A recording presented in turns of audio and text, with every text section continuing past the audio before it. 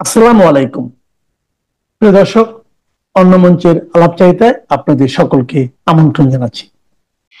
জুলাই সন্ত্রাসীরা বাংলাদেশের পুলিশ বাহিনীকে পুরোপুরি ধ্বংস করে দিয়েছে। এখন তাদের লক্ষ্য সেনাবাহিনী। বোঝাই যাচ্ছে তারা সেনাবাহিনীকে অচল করে কয়েকটি লক্ষ্য অর্জন করতে চায়।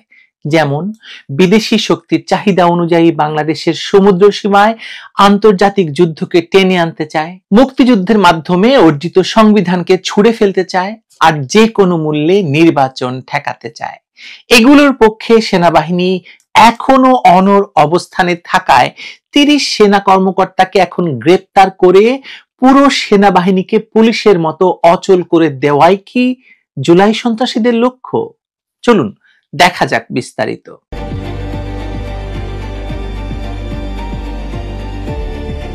বাংলাদেশের পুরো আইন শৃঙ্খলা রক্ষাকারী বাহিনী এখন ভয়াবহ অচল অবস্থার মধ্যে পড়েছে। জুলাইয়ের সহিংসতা ও পরবর্তী সন্ত্রাসী হামলায় শত শত পুলিশ কর্মকর্তা প্রাণ হারিয়েছেন, কয়েক হাজার সদস্য আহত হয়েছে, চাকরি হারিয়েছেন অসংখ্য পুলিশের কর্মকর্তা। এর প্রভাবে পুরো বাহিনীর পুলিশ বাহিনীর মনোবল ভেঙে পড়েছে। আজ এমন পরিস্থিতি হয়েছে যে সাধারণ মানুষও পুলিশকে আক্রমণ করছে, আর অনেক পুলিশ সদস্য বলছে তারা আর এই বাহিনীতে থাকতে চান না, তারা নিজেদের জীবন বাঁচাতে অন্যত্র কাজ খুঁজছেন। এই পরিস্থিতিতে এখন প্রশ্ন উঠছে, পুলিশের পর এবার কি লক্ষ্য সেনাবাহিনী? কারণ রাষ্ট্রের সার্বভৌমত্বের প্রতীক হিসাবে যাদের উপর নির্ভর করে মানুষ, দেশ, সেই বাহিনীকে এখন এক ধরনের অচল অবস্থার দিকে ঠেলে দেওয়া হচ্ছে।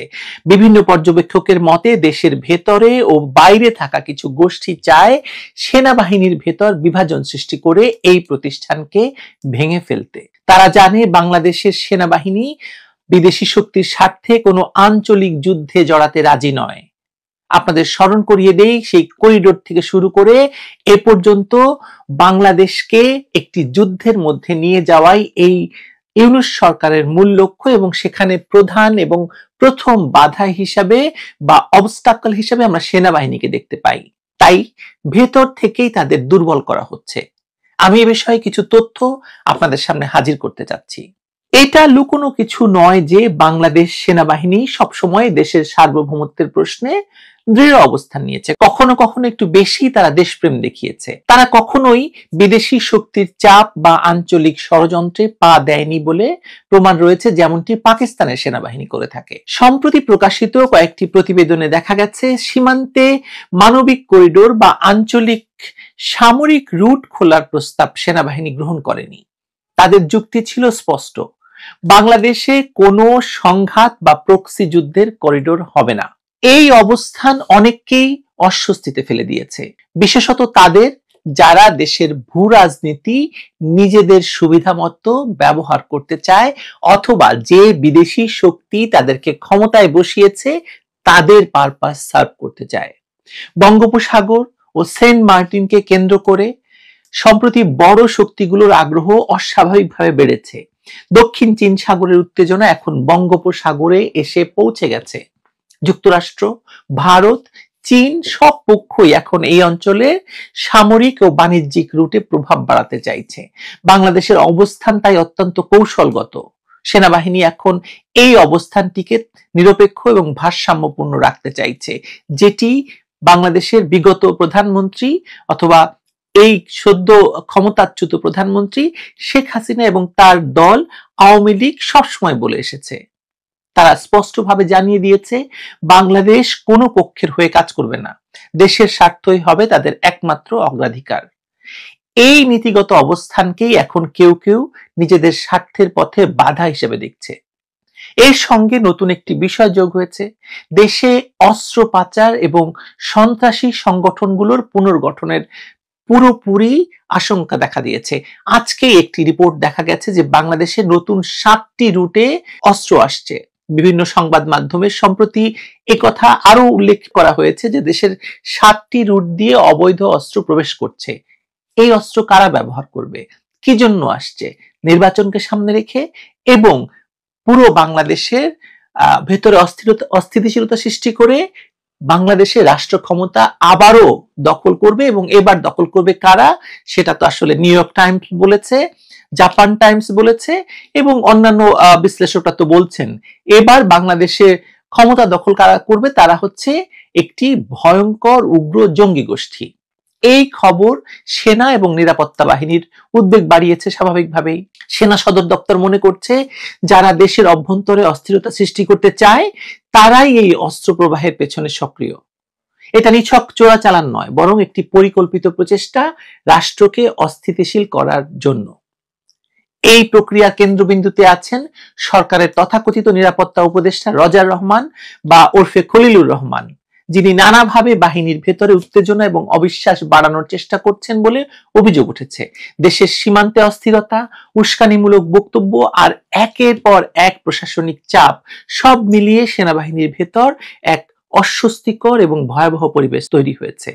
এসব কারণেই কি আন্তর্জাতিক অপরাধ ট্রাইব্যুনাল হঠাৎ করে ৩০ জন উচ্চপদস্থ সেনা কর্মকর্তার নামে গ্রেপ্তারি পরোয়ানা জারি করেছে? অভিযোগ কি?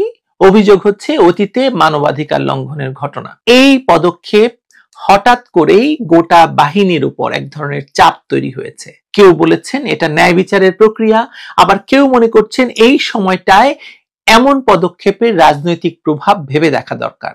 কারণ বাহিনীর ভেতরে এখন আস্থার সংকট বাড়ছে। কে কাকে বিশ্বাস করবে, কে কার পক্ষে আছে, এই প্রশ্নগুলো ঘুরছে ভেতরে আর বাহিরে সর্বত্র।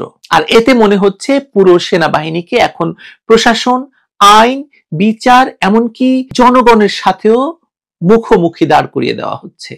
মুক্তিযুদ্ধের উত্তরাধিকার এই বাহিনী এতদিন ধৈর্য এবং সংযমের পরিচয় দিয়ে এসেছে, কিন্তু এই ধারাবাহিক উস্কানি এবং অপমানের মধ্যে তাদের ধৈর্যের সীমা কোথায় গিয়ে শেষ হবে, এটা এখন বড় প্রশ্ন। সাংবাদিক সম্মেলনে সেনাবাহিনীর পক্ষ থেকে জানানো হয়েছে যে যাদের নামে এই গ্রেপ্তারি পরোয়ানা জারি হয়েছে তাদের মধ্যে 15 জন, মানে অর্ধেক, এখন সেনা কাস্টডিতে আছেন। সেটাই থাকার কথা।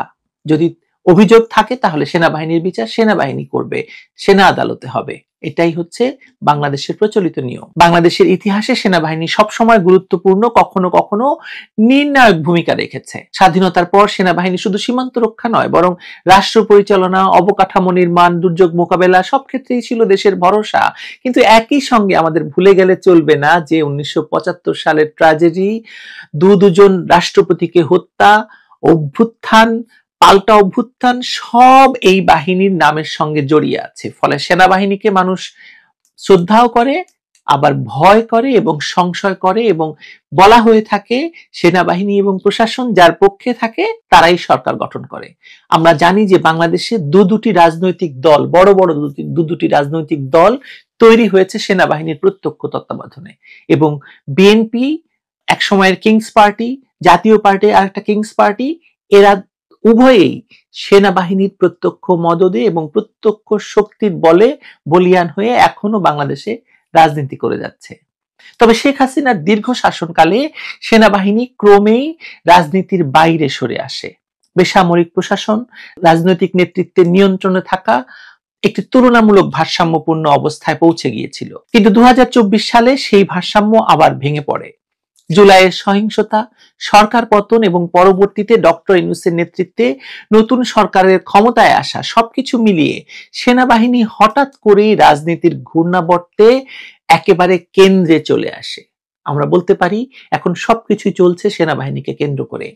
রাজনৈতিক পর্যবেক্ষকদের মতে ইউনূস সরকার গঠনে সেনাবাহিনীর একাংশের নীরব সমর্থন ছিল।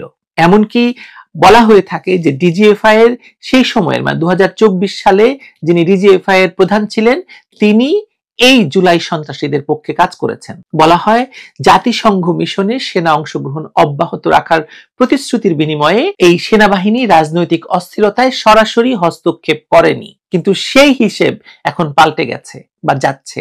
সরকার এখন একই বাহিনীকে শাসন এবং ভয়ের মাধ্যমে নিয়ন্ত্রণ করতে চাইছে, যা সেনা নেতৃত্বের ভেতর ক্ষোভ বাড়াচ্ছে।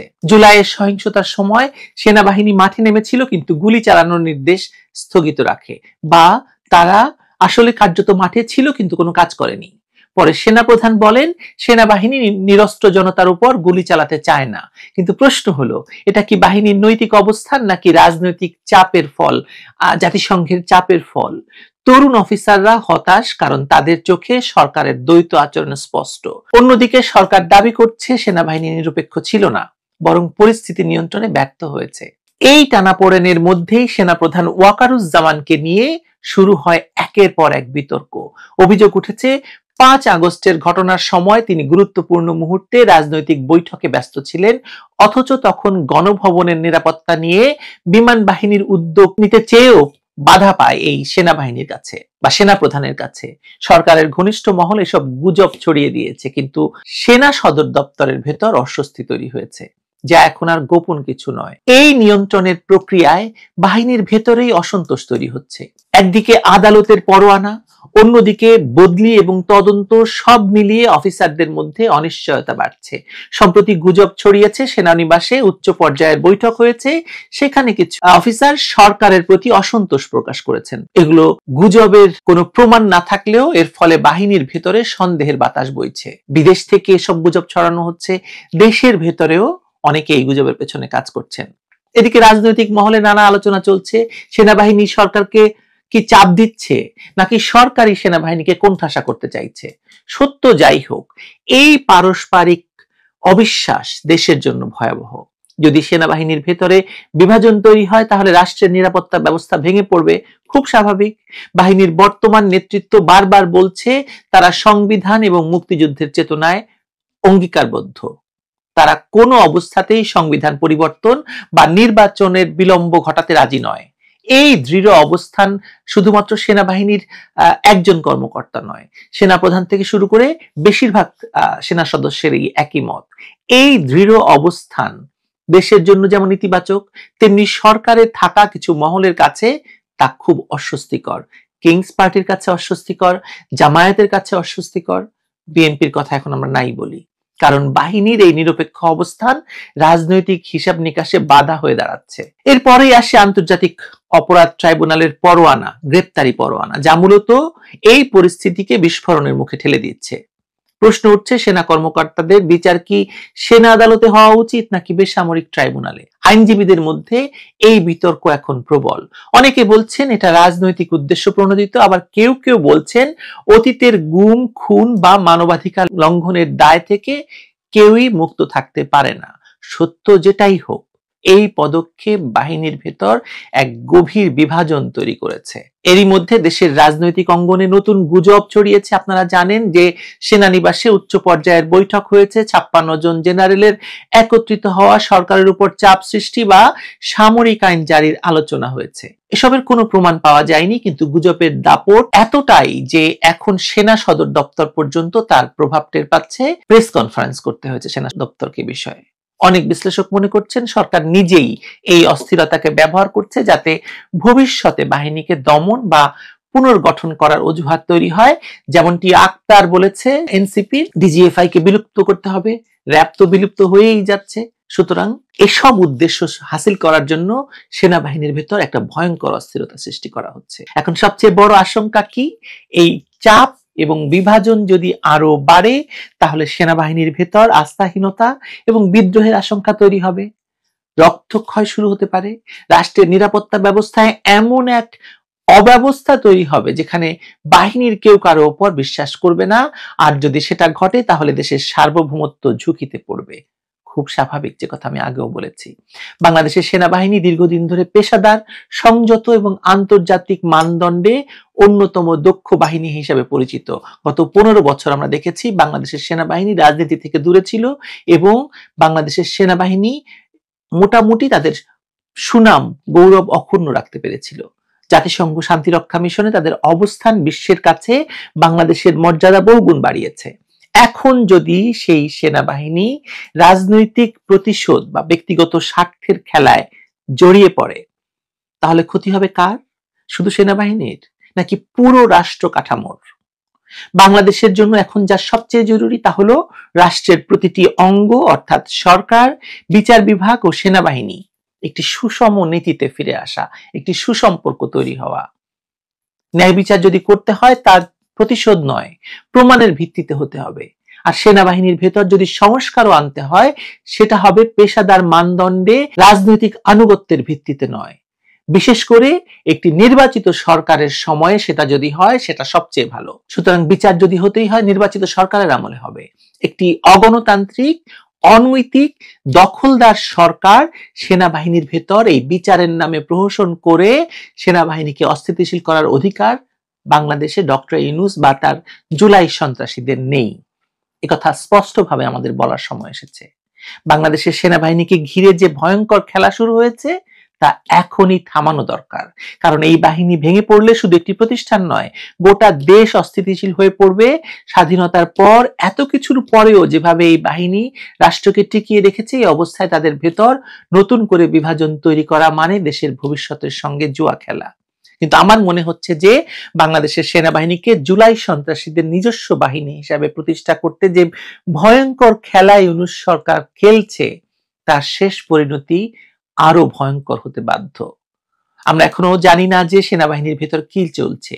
বিশেষ করে সেনাপ্রধানকে সরিয়ে দিয়ে তার জায়গায় জুলাই সন্ত্রাসীদের আরো কাছের লোক বসানোর গুজব বাতাসে ভাসছে। কিন্তু এই সেনাপ্রধানই কিন্তু জুলাই সন্ত্রাসীদের ক্ষমতা দখলে কোনো বাধা তো দেন নাই, বরং সহযোগিতা করেছেন এবং প্রায় 14 মাস ধরে ক্ষমতা ভোগ করতেও যথেষ্ট সহযোগিতা করে যাচ্ছেন। ঢাকার রাস্তায় প্রকাশ্যে হাসনাত না ওয়াকার, ওয়াকার না হাসনাত, হাসনাত হাসনাত স্লোগান হয়েছে। এত বড় উস্কানির মুখেও, ক্যান্টনমেন্ট আক্রমণের উস্কানি দেওয়া হয়েছে, এত বড় উস্কানির মুখেও সেনাপ্রধান এবং সেনাবাহিনী নিশ্চুপ থেকেছে এবং ধৈর্য দেখিয়েছে। এখন সেনাপ্রধানকে লক্ষ্য করে পুরো বাহিনীকে যদি এভাবে পুলিশের মতো ক্ষমতাহীন করে ফেলা যায়, তাহলে নির্বাচন বলুন আর গণতন্ত্রে ফেরা বলুন, কিছুই সম্ভব হবে না ইউনূস সরকারের পক্ষে। বাংলাদেশকে সেই অস্থিরতায় ঠেলে দিয়ে জঙ্গি গোষ্ঠীর ক্ষমতা দখলের পথকে আরো মসৃণ করতেই এই সেনাবাহিনীকে এই মুহূর্তে টার্গেট করেছে এই জুলাই সন্ত্রাসীরা। এটা সেই সেনাবাহিনী যারা বাংলাদেশে জঙ্গিবাদ নির্মূলে ভূমিকা রেখেছিল বলে আমরা জানি। বেছে বেছে তাদেরকেই বিডিআর বিদ্রোহ বলুন আর এখনকার জুলাই সন্ত্রাসীরা বলুন টার্গেট করেছে, যারা জঙ্গিদের বিরুদ্ধে অস্ত্র ধরেছিল। আপনি কি বুঝতে পারছেন মূল অসুবিধাটা তাদের কোথায়? তারা পুলিশের মতো সেনাবাহিনীকেও নির্মূল করে দিতে চায়, নিশ্চিহ্ন করে দিতে চায়, ছত্রভঙ্গ করে দিতে চায়, যাতে তাদের ক্ষমতা দখলের পথে আর কোনো বাধা না থাকে। এই মুহূর্তে বাংলাদেশে স্থিতিশীলতা, সেনাবাহিনীর ভেতরে একটা চেইন অফ কমান্ড এবং বাংলাদেশের সেনাবাহিনীর এই যে অবস্থান নির্বাচনের পক্ষে এবং গণতন্ত্রে ফিরে যাওয়ার পক্ষে, এই অবস্থান অটুট রাখতে সেনাবাহিনীকে তাই আমাদের সকলের সমর্থন দেওয়া উচিত বলে আমার মনে হয়। ভালো থাকবেন সবাই।